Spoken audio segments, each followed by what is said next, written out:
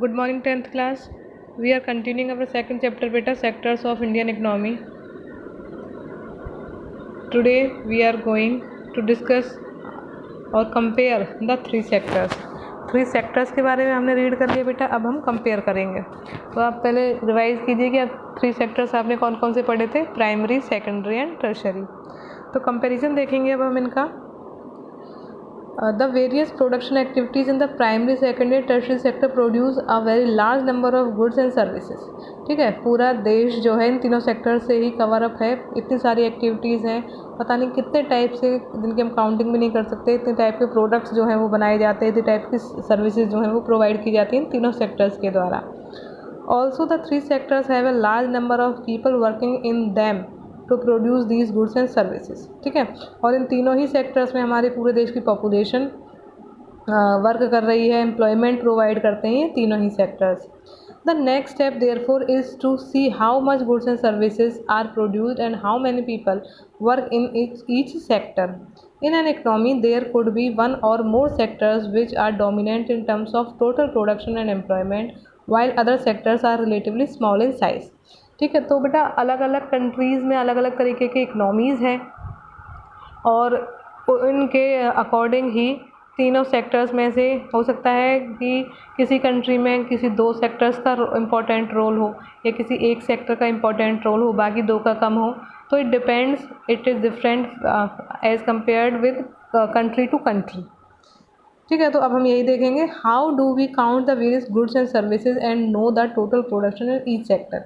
अब हम ये देखेंगे कि हम किस तरीके से काउंट कर सकते हैं सभी गुड्स एंड सर्विसेज को जो कि ईच सेक्टर में बनाई जा रही हैं, या फिर हर सेक्टर में कितना टोटल प्रोडक्शन किया जा रहा है. ठीक है, जब हम पूरी कंट्री के प्रोडक्शन की बात कर रहे हैं तो उस टोटल प्रोडक्शन में से कितना रेशियो प्राइमरी सेक्टर का है, कितना सेकेंडरी का है, कितना टर्शरी का है. चलिए देखिए, with so many thousands of goods and services produced, you might think this is an impossible task. Not only would the task be enormous, you might also wonder how we can add up cars and computers and nail and furnitures. It won't make sense. ठीक है, तो अगर हम किसी के सामने या फिर किसी ऐसे अनएजुकेटेड इंडिविजुअल के सामने ये बात कहें तो उसे बड़ा इम्पॉसिबल सा काम लगेगा कि अरे भाई, एक देश के अंदर तो इतनी सारी इंडस्ट्रीज़ हैं, इतने सारे फील्ड्स हैं, इतने सारे और टर्शरी सेक्टर में लगी हुई इंस्टीट्यूशंस हैं, तो उन सब की प्रोडक्शन का कैसे पता लगाया जा सकता है. छोटे से छोटे आइटम बन रहे हैं या बड़े से बड़े आइटम बन रहे हैं, तो उन टोटल प्रोडक्शन का हम कैसे पता लगाएंगे. वो तो इम्पॉसिबल है, लेकिन this is possible. You are right in thinking so. To get around this problem, economists suggest that the values of goods and services should be used rather than adding up the actual numbers. ठीक है, तो इसके लिए क्या किया जाता है कि ये देखने की बजाय कि कितने गुड्स बनाए गए, ठीक है, उनकी काउंटिंग की बजाय उनकी वैल्यू का पता लगाया जाता है, यानी कितने अमाउंट के गुड्स तैयार हुए हैं. ठीक है, उनके प्राइजेस का पता लगाया जाएगा, उनके अमाउंट का नहीं.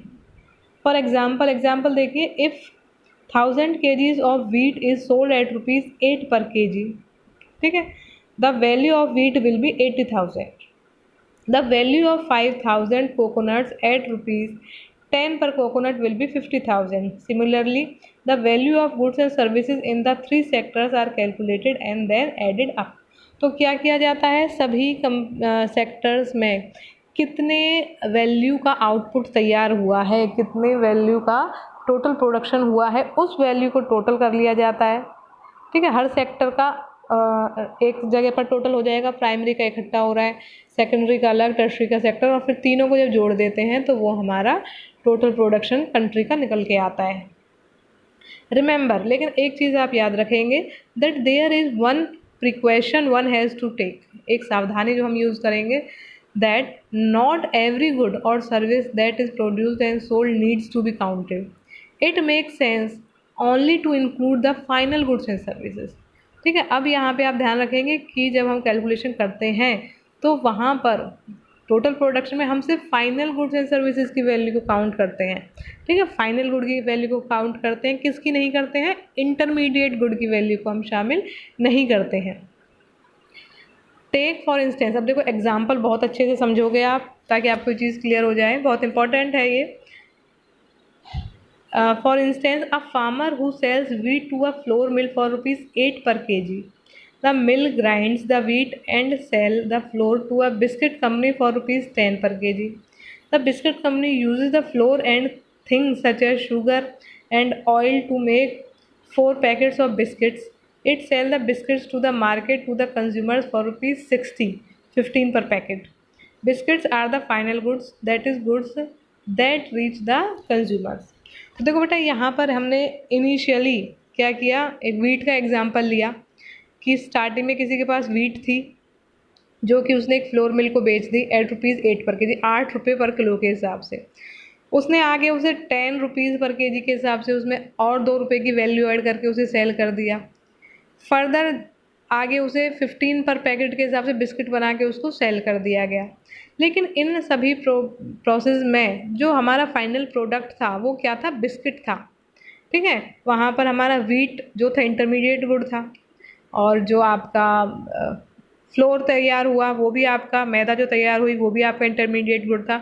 हम उनकी वैल्यूज़ को शामिल नहीं करेंगे, हम सिर्फ फाइनल गुड यानी बिस्किट की वैल्यू को शामिल करेंगे, क्योंकि बिस्किट की वैल्यू जो कि ₹60 निकल के आई है 4 पैकेट्स की, उसमें ऑलरेडी वीट की वैल्यू भी इंक्लूडेड है, फ्लोर की वैल्यू भी इंक्लूडेड है।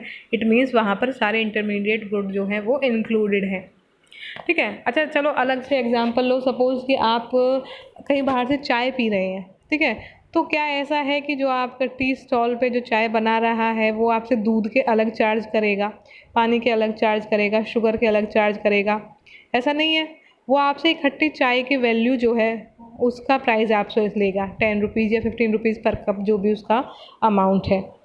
ठीक है, लेकिन एक चाय बनाने में इंटरमीडिएट गुड्स क्या क्या यूज़ हुए, जैसे पानी, दूध, ठीक है, आपकी चाय पत्ती, चीनी, ये सब आपके इंटरमीडिएट गुड्स थे। उनकी वैल्यू को हम ऐड नहीं करेंगे, सिर्फ और सिर्फ चाय की वैल्यू को ऐड किया जाएगा।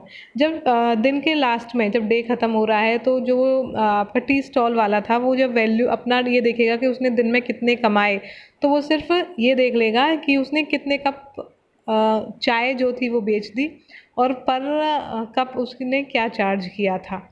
वो ये नहीं देखेगा कि उसमें अदरक ₹5 की यूज़ हो गई, चाय पत्ती इतने की यूज़ हुई, दूध इतने का यूज़ हुआ।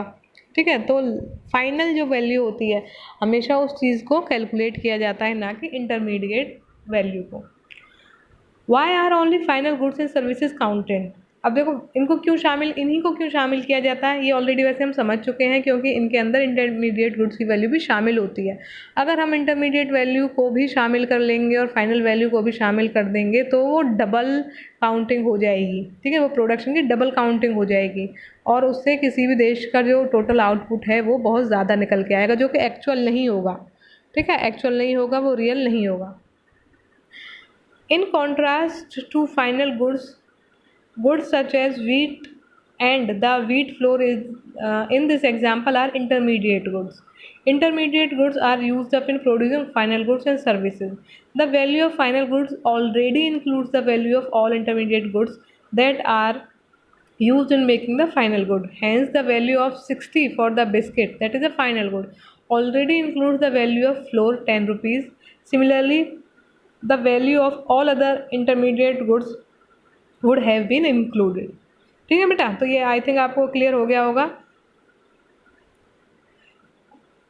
To count the value of the flour and wheat separately is therefore not correct, because then we would be counting the value of the same thing a number of times, first as wheat, then as flour and then finally as biscuit. ठीक है, तो इससे क्या होगा, double counting हो जाएगी और एक प्रोडक्शन जो है उसमें बहुत सारी चीज़ें डबल काउंट हो जाएंगी, जो कि रॉन्ग है। The value of final goods and services produced in each sector during a particular year provides the total production of the sector for that year, and the sum of production in the 3 sectors gives what is called the GDP। ठीक है, आप ये ध्यान underline कर लो बेटा कि GDP क्या होता है। GDP का मतलब फुल फॉर्म है ग्रॉस डोमेस्टिक प्रोडक्ट। तो ग्रॉस डोमेस्टिक प्रोडक्ट क्या होता है कि एक साल के अंदर विदिन 1 ईयर एक कंट्री में सभी सेक्टर्स की प्रोडक्शन को जब टोटल कर दिया जाता है तो वो क्या कहलाता है, GDP कहलाता है। It is the value of the all final goods and services produced within a country during a particular year. GDP shows how big the economy is. और जितनी ज़्यादा GDP होगी उतनी ही ज़्यादा एक इकोनॉमी को शो किया जाता है कि कितनी बड़ी वो इकोनॉमी है, उसमें सेक्टर्स में बहुत ज़्यादा आउटपुट हो रहा है, प्रोडक्शन हो रहा है. In India the mammoth task of measuring GDP is undertaken by the central government ministry. This ministry, with the help of various government departments of all the Indian states and union territories, collect information relating to the total volume of goods and services and their prices and then estimates the GDP.